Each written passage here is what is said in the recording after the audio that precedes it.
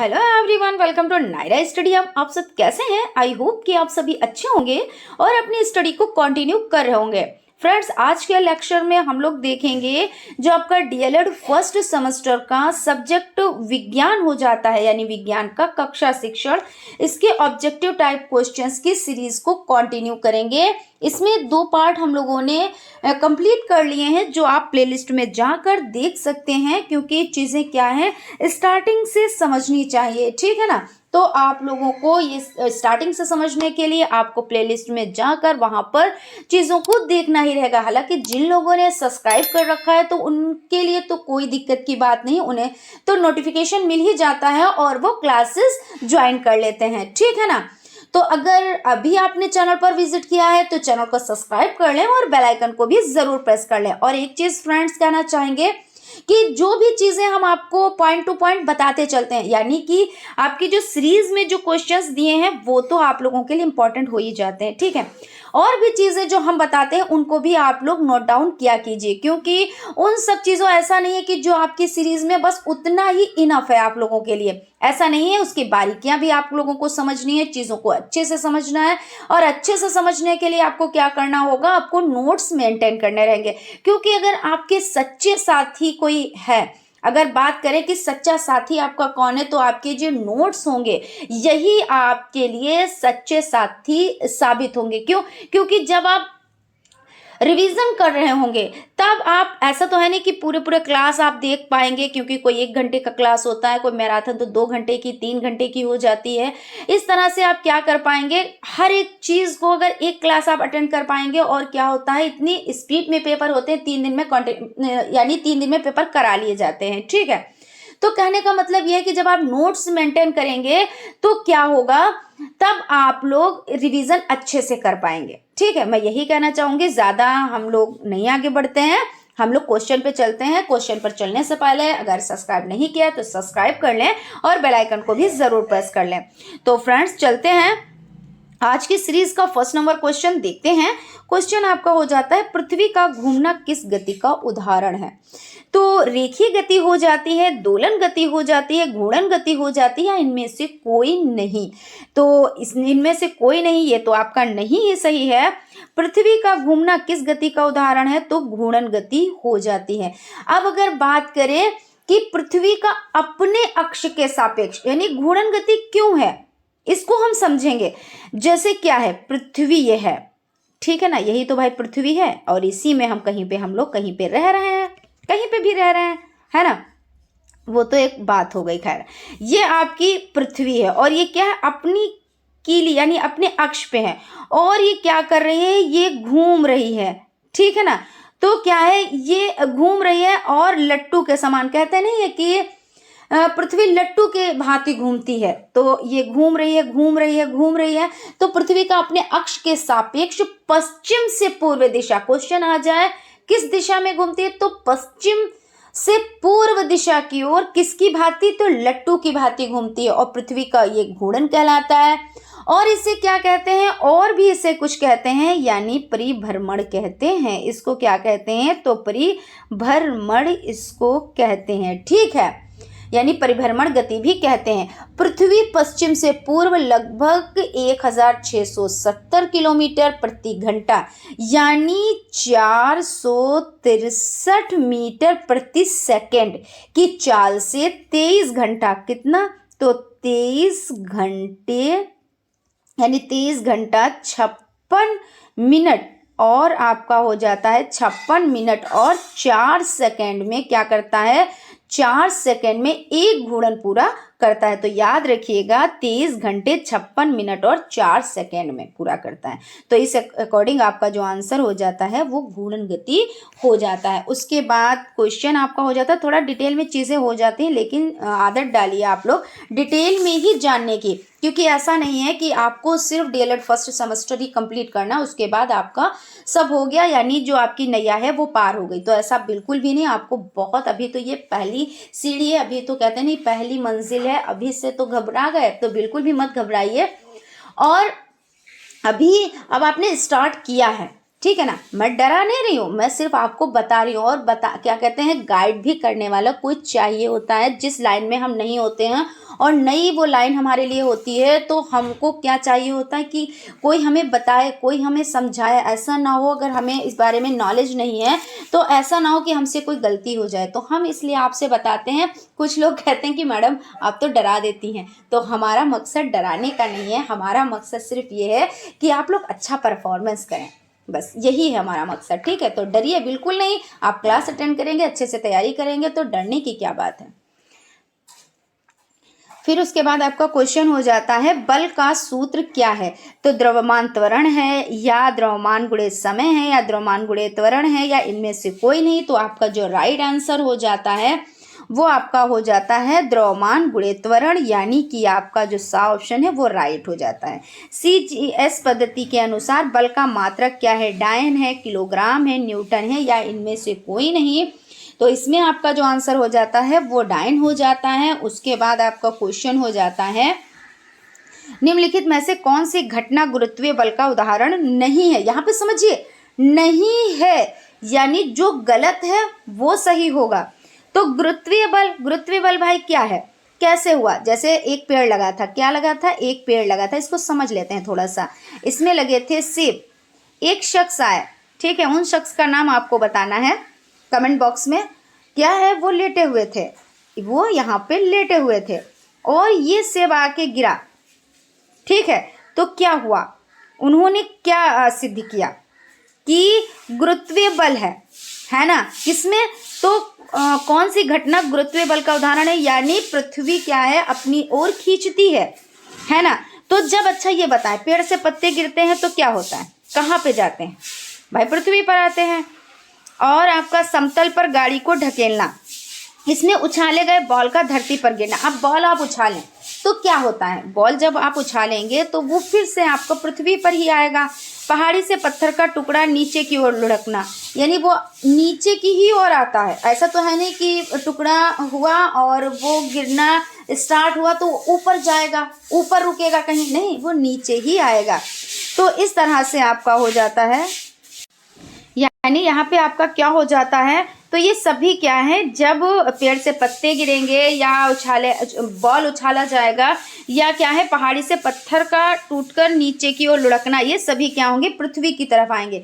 लेकिन यहाँ पे क्वेश्चन क्या है कि निम्नलिखित में से कौन सी घटना गुरुत्वीय बल का उदाहरण नहीं है। तो ये तो सभी गुरुत्वीय बल के उदाहरण हो गए, लेकिन समतल पर गाड़ी को ढकेलना, ये आपका आंसर क्या होगा, राइट हो जाएगा। ठीक है ना, यानी कि यही नहीं है, यही आपका सही हो जाएगा। शुद्ध पदार्थ वे पदार्थ हैं, कौन से हैं, तो देख लेते हैं। जो खाने में शुद्ध हों और जिनमें सभी अणु समान प्रकृति के हों, जिन्हें छानकर और वाष्पित कर पृथक किया जा सके, पृथक मतलब अलग किया जा सके, जो विभिन्न तत्वों के मिश्रण हो, मिश्रण मतलब मिले हुए हों, है ना। तो इसमें देखिए, शुद्ध पदार्थ वे पदार्थ हैं तो जिनमें सभी अणु समान प्रकृति के हों, ये आपका आंसर सही हो जाता है। जैसे अगर एग्जाम्पल की बात की जाए तो हो जाता है सोना, क्या हो जाता है, सोना हो जाता है, चांदी हो जाता है, ये सभी हो जाते हैं। ठीक है, उसके बाद आपका नेक्स्ट क्वेश्चन हो जाता है MKS पद्धति के अनुसार बल का मात्रक क्या है। तो MKS पद्धति के अनुसार बल का मात्रक न्यूटन है, किलोग्राम है, डायन है, या इनमें से कोई नहीं। तो MKS पद्धति में आपका हो जाता है न्यूटन, यानी कि आ ऑप्शन राइट है। ये सब चीज़ें बहुत याद रखिएगा, बहुत ही ज़्यादा ध्यान रखिएगा, क्योंकि इनमें बड़ी कन्फ्यूज़न होती है। ठीक है, तो आप लोग याद कर लीजिए, इसको रट्टा मार लीजिए अच्छे से और माइंड में सेट कर लीजिए। कुम्हार के चाक में जो गति होती है क्या कहलाती है। अब कुम्हार का चाक तो आपने देखा होगा, कैसे गोल ही तो बना होता है ना। फिर क्या होता है, यहाँ पे एक लगा होता है, यहीं पे तो वो अपना मिट्टी रखता है, फिर इस पे क्या करता है, वो छड़ी से इसको घुमाता है, और जब घुमाता है तो ये इस तरह से घूमता है, इसी तरह से तो वो घूमता है। मतलब अपनी ही, ऐसा नहीं है कि यहाँ पे लगाया आपने तो ये घूमते घूमते यहाँ पे आ गया, या घूमते घूमते यहाँ पे आ गया, ऐसा नहीं, वो अपनी ही जगह पे घूमा करता है। आपने देखा भी होगा, ऐसा नहीं है। तो क्या कह रहे हैं, कुम्हार के चाक में जो गति होती है वो क्या कहलाती है, वृत्तीय गति, घूर्णन गति, रेखीय गति, या इनमें से कोई नहीं। तो आंसर क्या हो जाएगा आपका, तो इसमें कौन सी हो जाएगी, घूर्णन गति हो जाएगी। घूर्णन गति क्यों हो जाएगी, क्योंकि देखिए इसमें क्या है, जैसे अब वही चीज़ की ये अपनी यहाँ पे आ है और यहाँ पे इसका आधार है ना, यहीं से तो ये घूम रहा है और ये ऐसे से घूमता जाता है। जैसे छत का पंखा है, तो छत का पंखा क्या है, वो भी मान लीजिए यहाँ पे ये छत पे ये टंगा हुआ है, तो ये यूँ ऐसे ही तो घूमता है। कुम्हार का चाक तो ये हो ही गया। और पृथ्वी की घूर्णन गति ये भी तो हो जाता है ना भाई, पृथ्वी भी अपनी कीली पे घूम ही रही है, तो ये कौन सा हो जाता है, तो ये आपका घूर्णन गति में आ जाता है। तो इस तरह से आपका बा ऑप्शन राइट हो जाता है। क्वेश्चन है, कोल्हू के बेल गति करते हैं, कौन सी गति करते हैं, जो कोल्हू का बैल होता है वो कौन सी, तो ये भी क्या करता है, ये भी देखिए एक ऐसा नहीं है कि कोल्हू का बैल यहाँ पे मान लीजिए ये है, ठीक है, यहाँ पे इसका आधार है। अब ये बैल यहाँ पे बैल है तो ये ऐसे ही चलता रहेगा, ये ऐसे ही चलता रहेगा, कहीं पे इसको जाना नहीं है, ठीक है। ऐसे ही तो आपने देखा भी होगा, ये भी आपने देखा होगा, ठीक है ना। तो क्या यहाँ पे कहने का मतलब हो जाता है कि जैसे आप धावक होते हैं, वो लोग क्या करते हैं, जब धावक लोग दौड़ लगाते हैं तो वो अपनी ही रेखा में सीमित होते हैं ना। जैसे मौत का कुआं आपने देखा होगा, है ना, मौत का कुआं आपने क्या किया होगा, देखा होगा, तो उसमें क्या होता है, उसमें उसी में चक्कर लगाते हैं, उसी में तो चक्कर लगाते हैं। ऐसा तो है नहीं मौत का कुआं यहाँ पे है, वो रोड पे चला रहे, ऐसा तो है नहीं। तो उसमें भी जो गति होती है, ये सभी गति क्या होती हैं, तो ये सभी गति वृत्तीय गति होती है, यानी अपने ही वृत्त पर, यानी अपने ही सर्कल पर घूम रहे हैं। ऐसे यहाँ पे ये मान लीजिए ये दो बैल हैं और ये घूम रहे हैं, तो अपने ही वृत्त पर घूम रहे हैं, यहाँ पे वो घूमते रहते हैं, ऐसे करके वो बैल भी ऐसे ही घूमते रहते हैं, ठीक है। तो इस तरह से आपका हो जाता है। आई होप आप लोगों को चीज़ें अच्छे से समझ में आ रही होंगी, ठीक है। तो चलते हैं हम नेक्स्ट, यहाँ पे हमने आंसर तो बता दिया है ना, कोल्हू के बैल में गति कौन सी होती है, तो आपकी वृत्तीय गति हो जाती है। नहीं, दा ऑप्शन नहीं बताया था तो अब बता दिया, ठीक है, वैसे तो बता दिया था। फिर है चलती ट्रेन में गति होती है। अब भाई ट्रेन क्या होता है, ट्रेन तो भाई ये है, फिर उसके बाद पटरी ये है, ठीक है, पटरी है, अब ये ट्रेन चल रही है, ठीक है। तो चलती ट्रेन में गति कैसी होती है, रेखीय गति, दोलन गति, वृत्तीय गति, घूर्णन गति।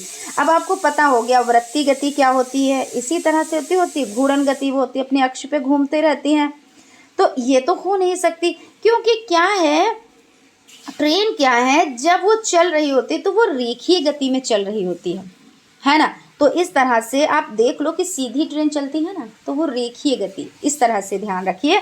हर एक चीज़ को क्या है, अपने एक जो नेचुरल है उसको समझिए, उसमें कैसे क्या हो रहा है आप देखिए, आपके आसपास में चीज़ें हैं उनको आप देखिए, ज़रूर देखा कीजिए। ऐसा नहीं हर एक चीज़ हमारे लिए फ़ायदेमंद होती है, ये नहीं है कि कुछ चीज़ें नहीं, अगर कोई इंग्लिश में बात कर रहा है, उर्दू में बात कर रहा है, तभी हमें उसकी चीज़ें फ़ायदेमंद साबित होंगी या हमारे लिए वो फ़ायदेमंद है, ऐसा नहीं। कोई भी कुछ भी बात कर रहा है, कुछ भी ऐसा नहीं उसमें इंटरफेयर ना करें, लेकिन उसकी चीज़ों को समझें, आखिर वो कह क्या रहा है। कभी कभी ये सब चीज़ें बहुत ही ज़्यादा काम आने वाली होती है। जैसे कोई मान लीजिए कृषक है, ठीक है ना, कोई किसान है और वो बातें कर रहा है। अब आप सोचोगे हमारे यहाँ तो खेती बाड़ी होती नहीं है, हम इन पे क्यों हम ध्यान दें, लेकिन ऐसा नहीं। अगर वो कह रहे हैं कि हमने एक फसल बोई है और इस महीने में बोई है और ये फसल इतने मंथ की होती है, या हमने एक फसल ऐसी उगाई है, मान लीजिए उन धान की बात कर रहे हैं, गन्ने की बात कर रहे हैं, तो कह रहे हैं कि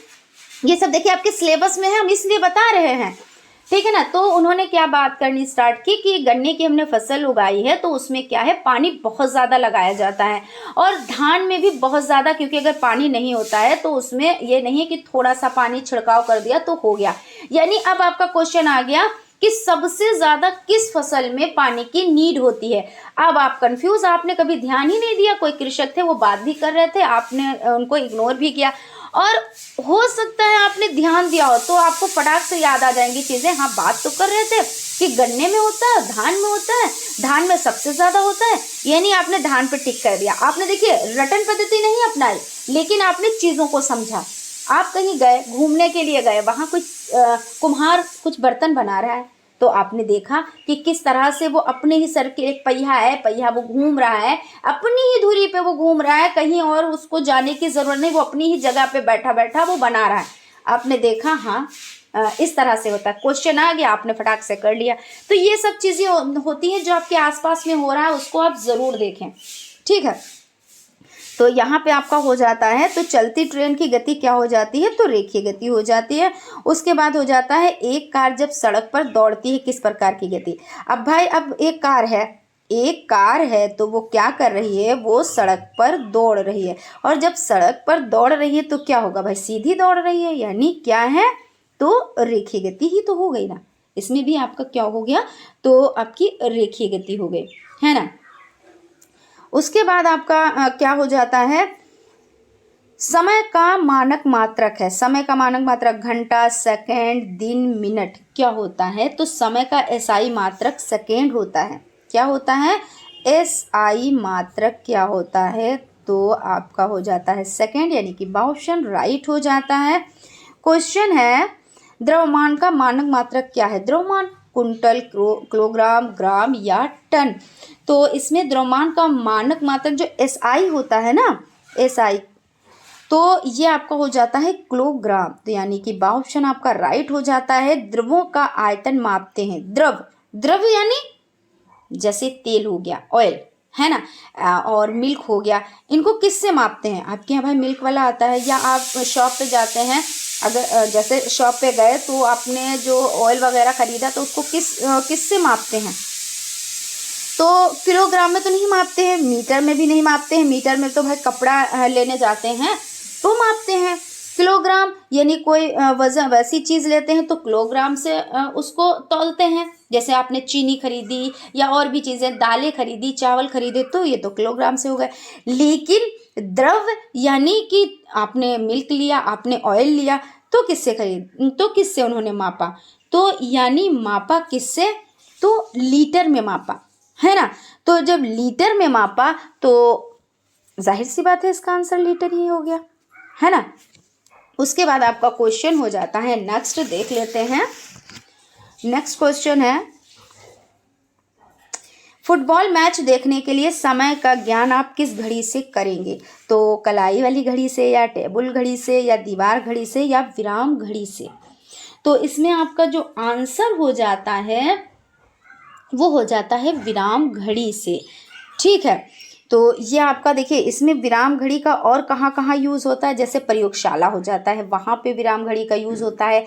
खेल के मैदान तो हो ही जाता है, और इसमें क्या होता है, ओलंपिक खेलों में भी विराम घड़ी का यूज़ किया जाता है। तो इस तरह से आपका द ऑप्शन राइट हो जाता है।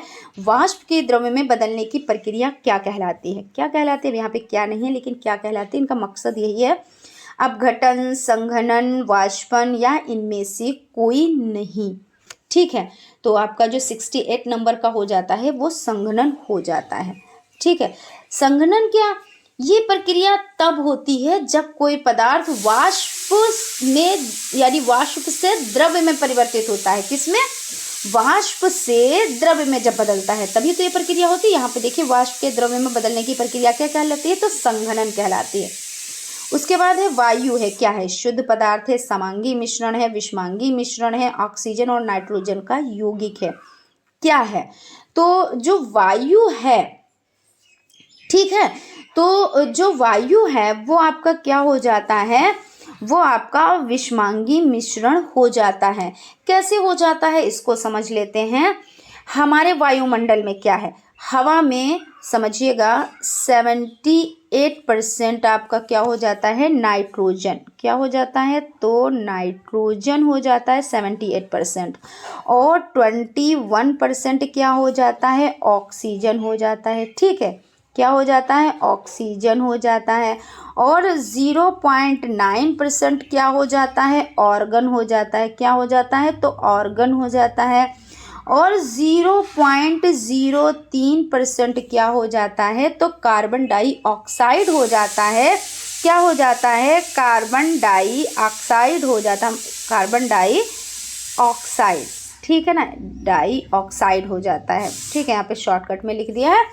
और यहाँ पे 0.17% क्या हो जाता है, और भी गैसें, जिनको आप कह सकते हैं अन्य गैसें। क्या हो जाता है, तो अन्य गैसें। तो इस तरह से क्या है कि 78% नाइट्रोजन, 21% आपका ऑक्सीजन, 0.9 आर्गन और 0.03 आपका क्या हो जाता है कार्बन डाइऑक्साइड और 0.17 अन्य गैसें हो जाती हैं इनकी संरचना है। ठीक है, तो इस तरह से ये विषम यानी क्या है विषमांगी मिश्रण हो जाता है। सा ऑप्शन आपका राइट हो जाता है। बालू और लोहे की छीलन को पृथक किया जाता है। अब आपको बालू और लोहे की छीलन दे दी जाए तो आप उसे कैसे अलग करेंगे? तो बीन कर ऐसा तो नहीं करेंगे आप, है ना, फटकार कर यानी फटक कर, ऐसे जैसे सूप आपने देखा होगा उसको ऐसे ऐसे फटकते हैं ना हाथों से ऐसे करके, चुंबकीय पृथक्करण द्वारा। भाई बिल्कुल, क्योंकि लोहे की छीलन है तो हम क्या करेंगे, चुंबक डालेंगे और उसको यूं यूं घुमाएंगे और वो सारी चीज़ें। देखिए जब चुंबक होता है, अच्छा ये बताया चुंबक में सबसे ज़्यादा अगर कोई चीज़ कहीं पे चिपकती है तो कहाँ पे? तो ये जो होता है हिस्सा, इसमें ही तो चिपकती है ना, तो ये आपका हो जाता है चुंबकीय पृथक्करण द्वारा। इसको इस तरह से करेंगे वो सारी चीज़ें इसमें चिपट जाएंगी। उसके बाद आपका हो जाता है समांगी मिश्रण। तो समांगी मिश्रण पहले ये बात कर लेते हैं होता क्या है, उसके बाद आंसर आप अपने आप से ही कर लेंगे। तो समांगी मिश्रण क्या होता है कि जिसका संगठन सभी जगह समान होता है। भाई नाम ही से पता चल रहा है समांगी, समान, समांगी मतलब समान, है ना, तो संगठन सभी जगह समान हो तो क्या कहलाता है, समांगी मिश्रण कहलाता है। इसमें क्या होता है, इसमें विभिन्न अवयव अलग अलग नहीं दिखाई देते। बिल्कुल ये नहीं है कि इसमें जो अवयव हैं वो अलग अलग दिखाई दे। अब आप समझ जाएंगे पानी और बालू। देखिए पानी और बालू क्या होगा, बालू तो आपको दिखाई देगी, है ना, पानी में आप बालू डालेंगे तो क्या होगा, पानी में बालू आपको दिखाई देगी, वो अलग ही है। पानी और मिट्टी का तेल, अब पानी में आप मिट्टी का तेल डालेंगे तो क्या होगा, पानी नीचे रहेगा और मिट्टी का तेल ऊपर आ जाता है, देखा होगा आपने, और आप करके भी देख लें। या पानी और चीनी, जी हाँ बिल्कुल, जब पानी और चीनी को आप मिलाते हैं यानी आप शरबत बनाते हैं तो क्या होता है, फिर पता नहीं चलता पानी और चीनी कहाँ गई, वो दोनों एक में मिल जाते हैं, यही तो है ना। तो इस तरह से आपका पानी और चीनी हो जाएगा, ये समांगी ही यानी मिल जाते हैं, फिर इनकी पहचान नहीं हो पाती है ना। तो इस तरह से हो गया। अब जैसे दूध में जल आप मिलाएं तो क्या होगा, पता चलेगा कितना जल आपने उसमें मिलाया है, कितना इसमें दूध है, वो बात अलग कि पतला हो जाएगा। आप यानी मिल्क की बात हम कर रहे हैं यहाँ पे, तो जो आप वो पतला हो जाएगा, ठीक है, लेकिन यहाँ पे ये नहीं होगा कि आप उसको अलग कर पाएंगे, यानी क्या है वो उसमें मिल गया, ठीक है, तो यही चीज हो जाती है समांगी। फिर आप विषमांगी यानी अपोजिट इसका हो गया। भाई समांगी है यानी समान है और विषमांगी यानी भाई उसका उल्टा हो गया। अब चीनी और बालू तो, और चीनी और पानी, तो चीनी और पानी तो आप घोल देंगे तो वही चीज हो जाएगी, तो समांगी रहेगा। वायु एवं मिश्र धातुएं, है ना, तो इसमें आपका जो हो जाएगा क्या कह रहे हैं विषमांगी। तो चीनी और बालू आप मिलाएंगे तो क्या ये एक में मिल जाएंगे, नहीं, क्योंकि चीनी और बालू मिलाएं तो फिर आप उसको निकाल सकते हैं, है ना, वो दिखेंगी आपको, तो यानी यही आपका क्या हो जाएगा, विषमांगी हो जाएंगी। फिर उसके बाद इसमें देखिए विषमांगी में क्या होता है, तो जिस मिश्रण के विभिन्न यानी जो भिन्न भिन्न अवयव हैं यानी जो भिन्न भिन्न भाग हैं उनका संगठन एक दूसरे से भिन्न होता है, बिल्कुल भिन्न होता है। चीनी और बालू भिन्न नहीं होती है क्या, उसे विषमांगी कहते हैं। जल और तेल का मिश्रण, बिल्कुल ये भी जल और तेल का भी मिश्रण। जैसे आपने क्या किया, पानी में कोई सा भी आप ऑयल डाले, सरसों का ऑयल डाले पानी में तो क्या होता है वो ऊपर आ जाता है ना, मिट्टी का तेल डाले वो भी ऊपर आ जाता है, यानी वो नहीं मिलता है, वो विषमांगी है। तो इस तरह से चीनी और बालू, इसमें ये जरूरी नहीं कि यही ऑप्शन आपको दे दें, हो सकता है मिट्टी का तेल और पानी दे दें, हो सकता है मिल्क और पानी दे दें, तो आप उसको छांटना रहेगा कौन समांगी है कौन विषमांगी है। जब आपको पता है कि समांगी वो है जब मिला दो तो दोनों का अस्तित्व खत्म होके और वो अपना एक रूप ले लेता है, उसमें आप पहचान नहीं पाएंगे, और विषमांगी में वो अलग अलग ही रहेंगे कितना भी उसे मिला दो, ये चीज हो जाती है। नेक्स्ट क्वेश्चन की तरफ चलते हैं। क्वेश्चन है नमक के विलय से नमक को प्राप्त करने की विधि है, तो कौन सी विधि है, वाष्पन, छानना, निथारना या इनमें से कोई नहीं, तो आपका आंसर हो जाता है वाष्पन द्वारा। ऐसे पदार्थ जो जल में घुल जाते हैं क्या कहलाते हैं, तो ऐसे पदार्थ जो जल में घुल जाते हैं वो विलय कहलाते हैं। जैसे चीनी घुल जाती है ना पदार्थ में, विलय हो जाती है। नमक भी पानी में घुल जाता है ना, तो जो चीज़ें पानी में घुल जाती हैं वो क्या कहलाती हैं? वो विलय कहलाती हैं, याद रखिएगा। उसके बाद आपका हो जाता है किसी द्रव्य पदार्थ में जब अशुद्धि मिल जाए तो किस विधि द्वारा उसे पृथक किया जाता है। नॉर्मल तरीके से आप क्या करते हैं, जैसे मान लीजिए आपका पानी है, ठीक है ना, पानी में कोई क्या कह रहा है, किसी द्रव्य पदार्थ में जब अशुद्धि मिल जाए, तो अशुद्धि का मतलब ये हो गया जैसे कोई कंकड़ पड़ गया या कुछ ऐसे पड़ गया है ना, तो उसको तो आप छान कर क्या करेंगे, छान लेंगे और निकाल देंगे, है ना।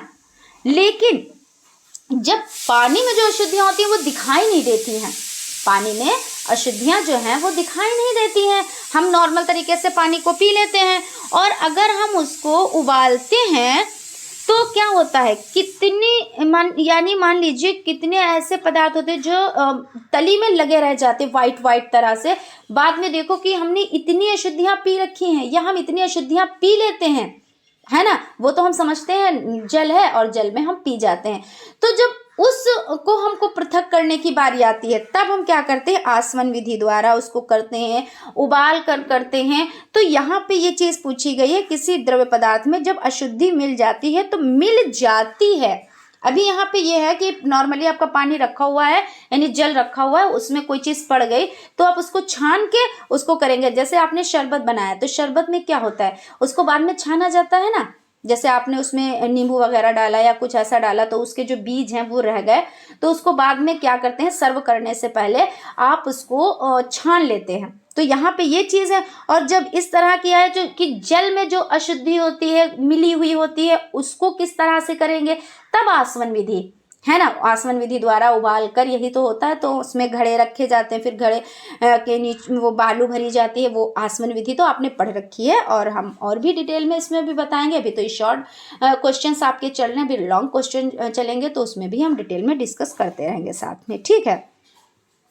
उसके बाद आपका क्वेश्चन हो जाता है, अघुलनशील पदार्थ को पृथक करने की विधि कहलाती है। तो क्या कहलाती है, अघुलनशील, जो घुल नहीं पा रहे हैं, तो अघुलनशील पदार्थ को पृथक करने की विधि क्या कहलाती है, तो निथारना। आप निथार लेते हैं ना, जैसे पानी में डाला, फिर उसको क्या है, कंकड़ वगैरह, उसको जब पानी में हिलाएंगे तो वो क्या होगा, वो नीचे कंकड़ बैठे रहेंगे, और आपकी जो आपका फ्रेश चीज़ है वो निकल आएगी, और वो जो आपके कंकड़ वगैरह है वो ही नीचे बैठे रहेंगे। उसके बाद वो आपको दिखाई देते हैं कि हाँ इतने थे। जैसे दाल में कंकड़ होते हैं, तो कुछ दालें ऐसी होती है जिसमें दिखाई ही नहीं देते हैं, उसी कलर के होंगे, उसी साइज़ के होंगे, ऐसा लगेगा ये दाल ही है। तो लेकिन जब उसको क्या करना होता है, निथारा जाता है, तब उसमें वो दिखाई पड़ जाते हैं। तो ये आपका हो जाता है, यानी अघुलनशील पदार्थ को पृथक करने की विधि निथारना हो जाती है, यानी सा ऑप्शन राइट हो जाता है। ये आज की सीरीज़ का लास्ट क्वेश्चन था। तो फ्रेंड्स, यहाँ पर आपका सेशन कंप्लीट होता है। आई होप आप लोगों को चीज़ें अच्छे से समझ में आई होंगी, और अगर कहीं पे कोई डाउट, कोई कन्फ्यूज़न है, कुछ क्लियर करना चाहते हैं तो आप कमेंट करें, हम उसका रिप्लाई आप लोगों को ज़रूर से ज़रूर देंगे। फ्रेंड्स, मिलते हैं नेक्स्ट क्लास में। और एक चीज़ कहना चाहेंगे कि अगर अभी तक आप लोगों ने सब्सक्राइब नहीं किया है और अभी आपने विजिट किया है चैनल पर, तो आप लोग सब्सक्राइब कर लें और बेल आइकन को भी ज़रूर प्रेस कर लें, जिससे कोई भी नोटिफिकेशन हो वो आप तक पहुंच सके।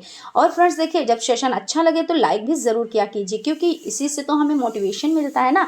हम आपके लिए बेहतर से बेहतरीन चीज़ें लाने के लिए हर वक्त तैयार रहते हैं। तो 50% हम अपना तो 110% देते हैं, लेकिन आपको मिक्स करके, यानी आपकी मेहनत 50% हमारी मेहनत, वो वाली बात हो गई। तो उसमें आपको अपना भी 50% देना रहेगा, ठीक है। और रहा सवाल इसका कि हमें और भी अच्छा, जैसे हम आपके लिए और भी अच्छा मटेरियल प्रोवाइड करा पाएँ, तो कैसे, जब आप हमें मोटिवेट करेंगे तभी तो हम ऐसा कर पाएंगे ना, करने में सक्षम रहेंगे ना। तो आप लाइक भी ज़रूर किया कीजिए और अपनी फैमिली को भी बढ़ाएं। क्यों? क्योंकि जब आप शेयर करेंगे, लोग और भी जुड़ेंगे तो उनको भी बेनिफिट होगा। तो आप लोग शेयर भी ज़रूर किया कीजिए। मिलते हैं नेक्स्ट क्लास में। Thank you.